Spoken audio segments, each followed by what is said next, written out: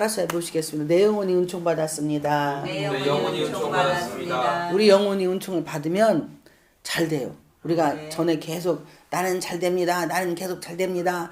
앞으로 나는 끝까지 잘 됩니다. 영원히 잘 됩니다 했잖아요. 그런데 먼저 영혼이 은총 받으면 이건 자연스럽게 다 이루어지게 되어 있습니다. 그러니까 내가 영혼이 은총 받았다는 것은 어마어마한 축복이에요.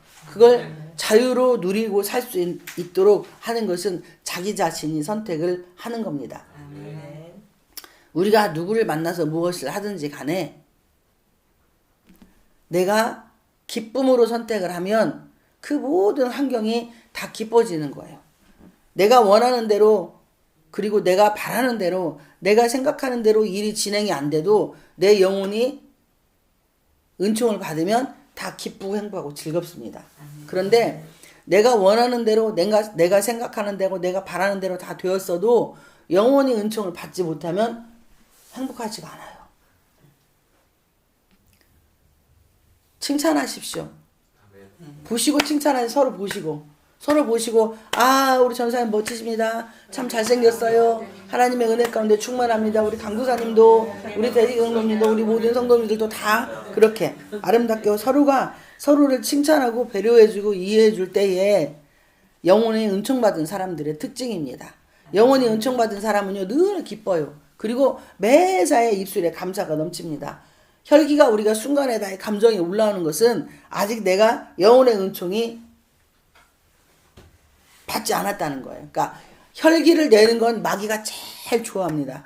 그리고 혈기를 내는 건 하나님이 가장 싫어하는 건 또 혈기 내는 거예요. 그러니까 우리가 될 모든 매사의 삶에 내 감정이 먼저 앞서면 안 돼요. 한 번 더 생각을 해보고 그리고 내가 하는 행동들이나 이 말들이 나에게도 그리고 내 가정에게도 자녀들에게도 그리고 내가 섬기는 교회나 그리고 직장에도 이 주변의 사람들이 우리가 막 이 TV랑 그런 데 보면은 돌멩이 있잖아요. 이렇게 탁탁탁 하면은 탁 던지면은 탁탁탁 하면서 이게 퍼져 나가요. 한 칸 그다음 더 넓히 해 가지고 이걸 막 멀리 가는 사람들은 되게 대단하다고 막 박수를 칩니다. 그렇듯이 나라고 하는 한 사람이 주변에 주는 영향력이 어마어마한 거예요. 근데 그 영향력을 내가 어떤 식으로 발휘를 하느냐. 집에서는 어머니가 가정의 영향력이 어마어마합니다.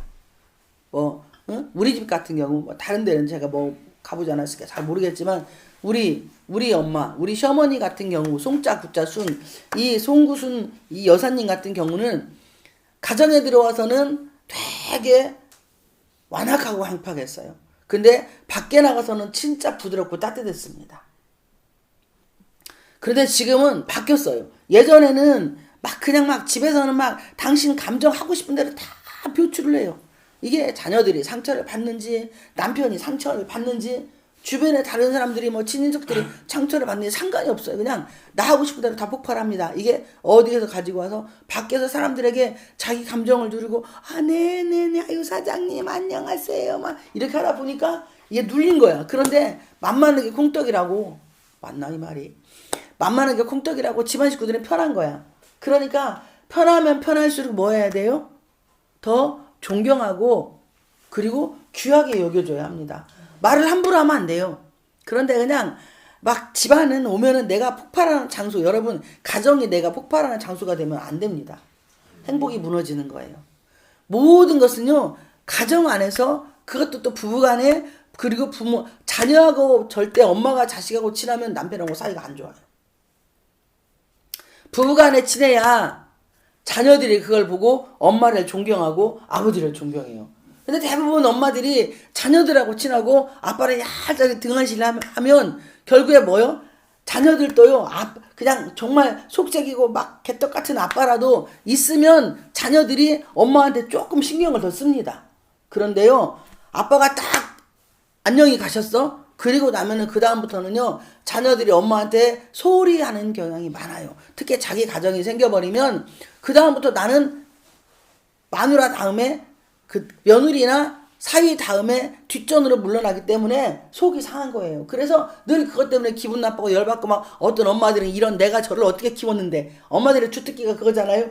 야 내가 너를 어떻게 키웠는데 이것이 그냥 마늘 하나 얻었다고 이거 지정신 못 차리고 막 이렇게 말씀하시잖아요. 그러니까 자식한테 나는 사랑은 내리사랑이에요. 사랑이 올라갈 수는 없어요. 그런데 우리가 지혜롭게 사는 것, 엄마와 아빠가 행복하게 사이좋게, 그리고 아내가 남편을 존경하는 말로 늘 그를 귀하게 여기고 소중하게 여기면 자녀들이 보고 배우는 게 뭐냐면, 야 우리 엄마는 진짜 개떡 같은 우리 아빠를 저렇게 존경하고 귀하게 여기니까 우리 엄마는 정말 멋지신 분이고 우리 엄마는 정말 존경받아 마땅한 분이고 하면서 그런 아내를 만날 확률이 100%입니다. 그런데 엄마가 남편한테 하는 거, 아버지한테 하는 것을 보면은 평생 여자는 질리는 거예요. 근데 어떻게 찾아도 그렇게 우리 엄마보다 더 완악한 걸 만나요. 그래서 성경은 심은 대로 거둔다고 말씀을 합니다. 제가 오늘 서론에서 왜 이런 말씀을 드리냐면 오늘 본문에 저는 이 전주로 끝내려고 했어요. 오직 성령이 너에게 임하시면 하고 성령 강림주의를 2주로 그냥 끝내려고 했는데 성령님하고 저하고 생각이 달랐던 거예요. 그래서 저도 성령님과 저와 사이가 가정이잖아요. 여러분도 성령님과 사이에 가정입니다. 그런데 성령님과 나와 사이에 관계가 회복이 되면 우리는 그분과 함께 말씀 속으로 들어갈 수 있고 그분과 함께 기도 속으로 들어갈 수 있고 그분과 함께 인간관계의 화목성을 함께 나눌 수 있어요. 우리나라 사람들의 특징은요, 처음 만나면 절대 인사하는 거 힘들어합니다. 저도 그래요. 근데 외국을 나가보면은 외국 사람들은요 그냥 엘리베이터 딱 타면 하이 이렇게 인사를 합니다. 그게 연세가 많든 이제 소년이든 애기들이든 하이 이래요. 제가 미국 보스턴에 갔을 때 엘리베이터를 딱 탔는데 그냥 들어오면서 하이 이렇게 인사를 합니다. 뭔 말이죠? 그냥 안녕하세요 하는 거예요. 근데 우리는 낯가림이 너무 심해요. 근데 예수님이 임하고 나면은 낯가림이 사라지기 시작을 합니다. 무조건 감사합니다, 고맙습니다, 아무한테나 인사하게 되고 이게 성령이 임한 사람의 특징이에요. 성령이 임하면 우리는 무조건 친절을 베풀게 되어 있어요. 그런데 뭐 손해보고 막 다 뭐 어떻게 하고 나의 생명까지 들여가는 이 손해, 그래야만이 예수님을 그들에게 전할 수 있기 때문이에요.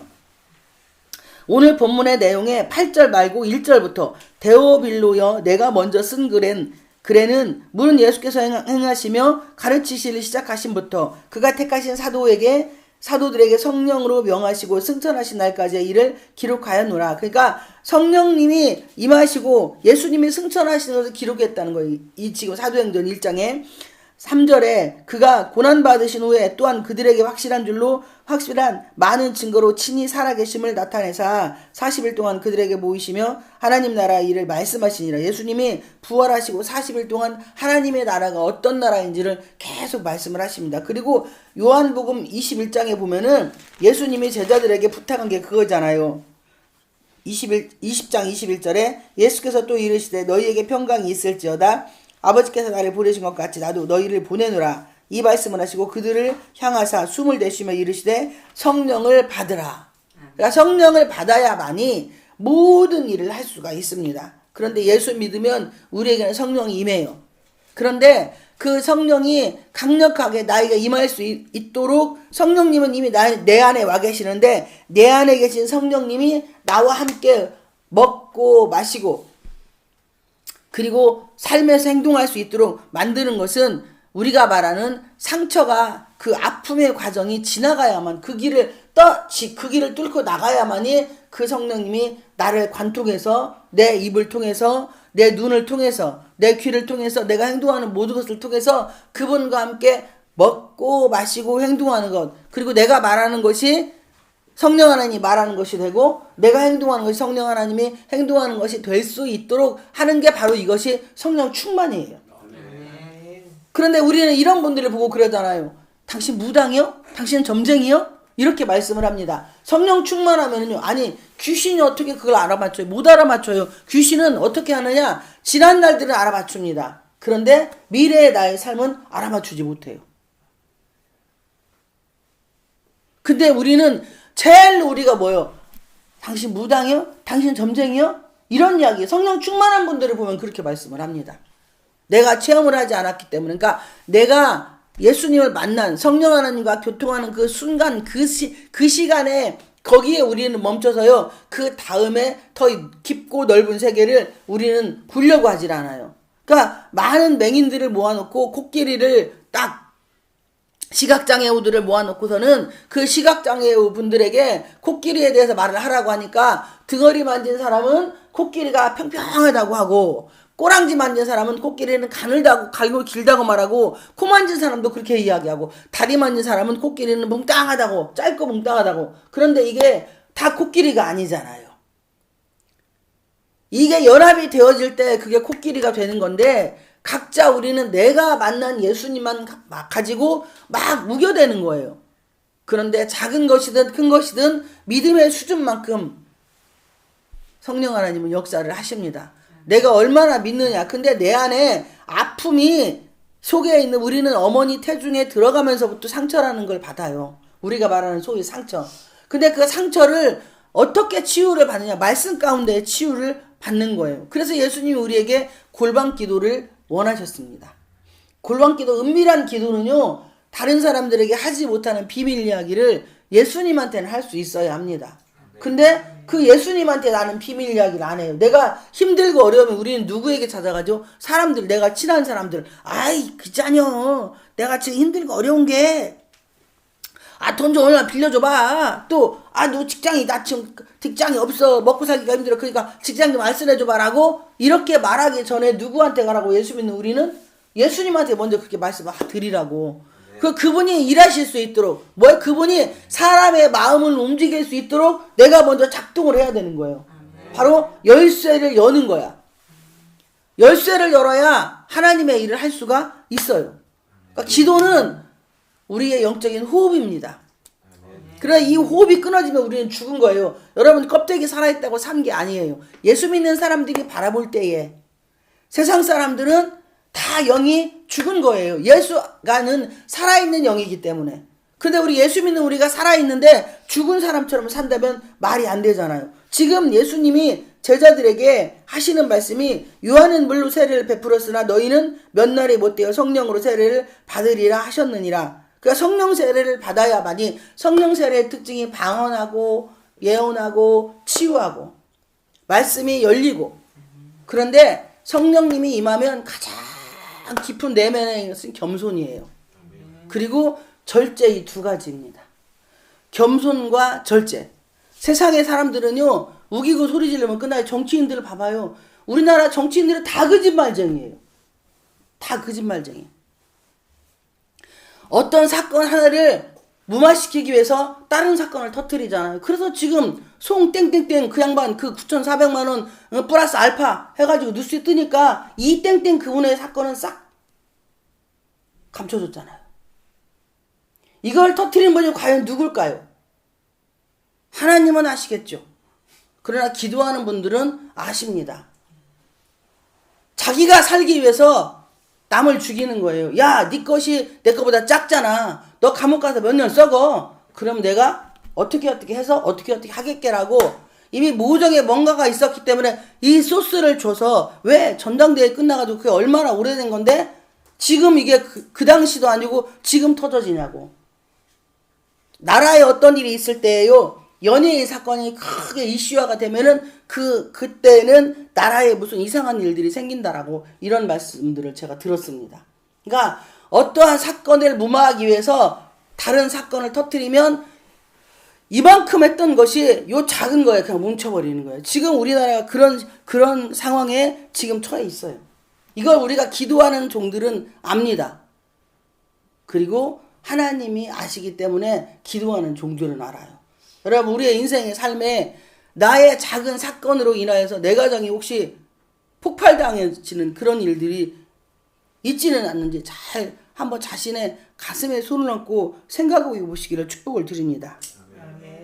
6절에 그들이 모였을 때 예수께 여쭈어 이르되 주께서 이스라엘 나라를 회복하심이 이때니까 하니 이르시되 때와 시기는 아버지께서 자기의 권한에 주셨으니 너희가 알 바 아니요. 그러니까 우리는 하나님의 때를 막 알려고 노력을 하고 애를 써요.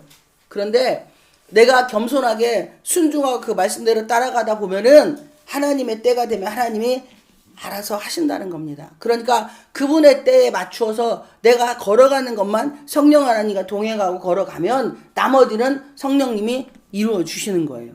그리고 또 하나는 성령이 임해서 우리에게 역사하는 가운데에 갓난자기들에게 하나님이 증표를 주시는 경우가 있습니다.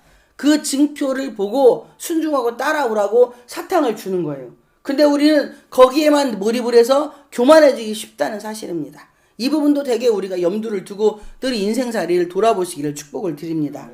오늘 보면 8절 오직 성령이 너희에게 임하시면, 그러니까 조건이 있어요. 오직은 단 하나, 아무것도 필요 없고 성령이 임해야만 되는 거예요.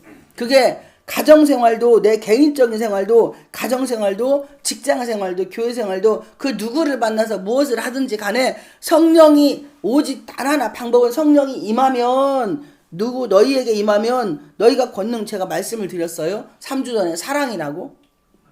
그리고 이 사랑을 고린도전서 13장으로 제가 말씀을 드렸어요. 고린도전서 13장에 사랑, 그러면서 그때 말씀 증거할 때 어떤 말씀을 제 설교를 들어보니까 그 아가페의 사랑이 옳은데 아가페의 사랑이 틀릴 수 있다는 말씀을 드렸더라고요.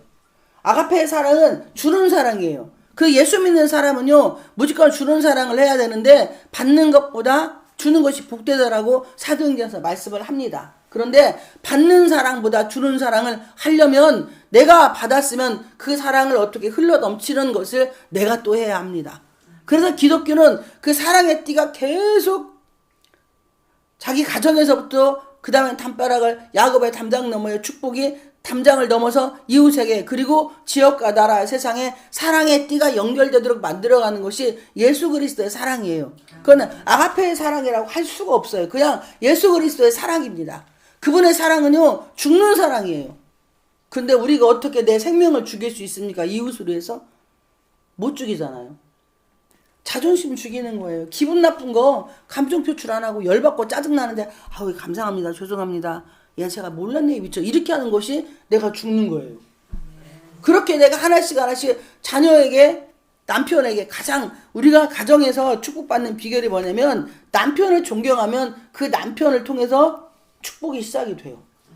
왜냐하면 성경은요, 머리가 아내의 머리는 남편이고 남편의 머리는 예수님이라고 말씀하셨기 때문에 이게 제 이야기가 아니고, 그래서 성경의 축복은요, 아내가 남편을 존경하고 귀하게 여기면 문딩이 찌질이 멋같이 생겼어도 그냥 그분을 위해서 온전히 내가 헌신하고, 그리고 예수 그리스도 안에서 말로 계속 존경하는 거예요. 다른 걸 뭐 우리가 해줄 수 있는 게 없잖아요. 그러니까 아유 막 칭찬해주고 또 칭찬해주고 또 칭찬해주고 몇 번 하다가 기라 치라라고 자빠졌네, 이거 절대 안 변혀, 이러고 돌아버리면 그냥 끝나는데, 끝까지 예수님이 나를 위해 죽기까지 견디셨듯이, 참고 인내하셨듯이 하나님의 때까지 계속 입으로 말로 그 상대를 만들어가는 거예요. 믿음이라고 하는 그 두 글자로 상대를 만들어가는 게 장본인 여기 김영성이 여기 전도사님 계시잖아요. 그러니까 말로 만들어서 지금은 최고의 사람이 되었어요. 그러니까 우리가 어디다 내놓아도 손색이 없는 사람, 진짜 하나님을 향해 나아가는 멋진 하나님의 사람으로 만들어졌습니다. 그거는 제가 한 게 아니고 저는 말만 씨부렁 됐어요. 그리고 성령 하나님이 작품을 하나 만들어서 모든 사람들에게 야 봐라 짠하고 내놓으셨다는 사실입니다. 근데 그런 게 고린도전서 13장 1절, 내가 사람의 방언과 천사의 말을 할지라도, 이건 우리가 생각하는 권능이에요. 바로 능력을 우리 이렇게 말씀을 합니다. 사랑이 없으면 소리나는 구리와 울리는 꽹과리가 되고, 내가 예언하는 능력이 있어 모든 비밀과 모든 지식을 알고 또 산을 옮길 만한 믿음이 있을지라도, 이거는 우리가 믿는 능력입니다. 우리가 말하는 권능이에요. 그런데 성경은 사랑이 없으면 내가 아무것도 아니요. 그러니까 영혼 살리는데 그것을 써먹어야 되는데, 능력과 권세를, 방언을 예언하는 것을, 그리고 하늘의 모든 비밀과 지식을 알아서 사람들에게 말하는 것이 내 권위와 나를 나타내고 드러내며 너 내 발 앞에 무릎 꿇어라, 너 내 발 앞에 복종해라고 하는 그거라면 이건 잘못됐다는 거예요. 사랑 없는 이 모든 예언도, 사랑 없는 이 모든 하늘의 비밀도 지식도 산을 옮길 만한 믿음이 있다 할지라도 이거는 다 가짜. 그게 바로 성령이 임한 사람의 특징입니다. 그러니까 이런 사람은요. 7절에 모든 것을 참으며, 그러니까 모든 것은 뭐예요? 고통도 아픔도 슬픔도 괴로움도 그냥 남편을 막 어떻게 도끼로 확 그냥 발로 그냥 확 차가지고 그냥 구두 뒷껍데기 하에 꼭다리를 머리 톡 때리고 싶은데도 주님께 맡기고 속은 비우상에 돌아주고 열받아 막 어떻게 막 저걸 할 수가 없어. 밥 차려주는 내 속이 내가 미친이에요. 그런데 그런 내가 상대에게 웃으면서 어머 여보 고생했어요. 속은 그냥 똥속이 지랄인데 어머 여보 고생했어요. 참 당신 있어가지고 우리 가정이 진짜 행복해요 라고 하는 그 말. 민수기 14장 28절 하나님이 내 말이 내 귀에 들리는 대로 시행하신다 하셨으니 그분이 들으시는 그 말을 하나님은 제 속에 오장에 쑤시는 거 알아요 다. 그치만 믿음의 말로 계속 선포하는 그런 내가 되어져가는 그것이 믿음의 말을 하는 내가 바로 오직 성령이 너에게 임하시면 바로 권능이라고 하는 것이 오는 거예요. 이게 사랑입니다. 그러면서 이 속이 뒤집어지는 건 어떻게 해야 돼요? 그분 앞에 철저하게 나를 쳐서 복종시키는 것. 내 속에 있는 나를 어떻게 주님 앞에 다 말을 하는 거예요. 나 이렇고 나 이렇고 솔직히 저것 어떻게 틱 하고 싶고 또 저것도 이렇게 틱 하고 싶고 이것도 이렇게 하고 싶은데 예수님 때문에 내가 참는데 이 마음을 예수님 치유해 주셔야지 내가 못 살아요. 내가 두만 갖고 어떻게 살겠습니까? 해가면서 이것이 무너져 내릴 때에 순수라고 하는 두 글자가 옵니다. 그리고 어린아이 같은 심령이 되어지기 시작을 합니다. 이것이 성령이 임한 사람의 특징이에요. 오늘은 여기까지만 하겠습니다.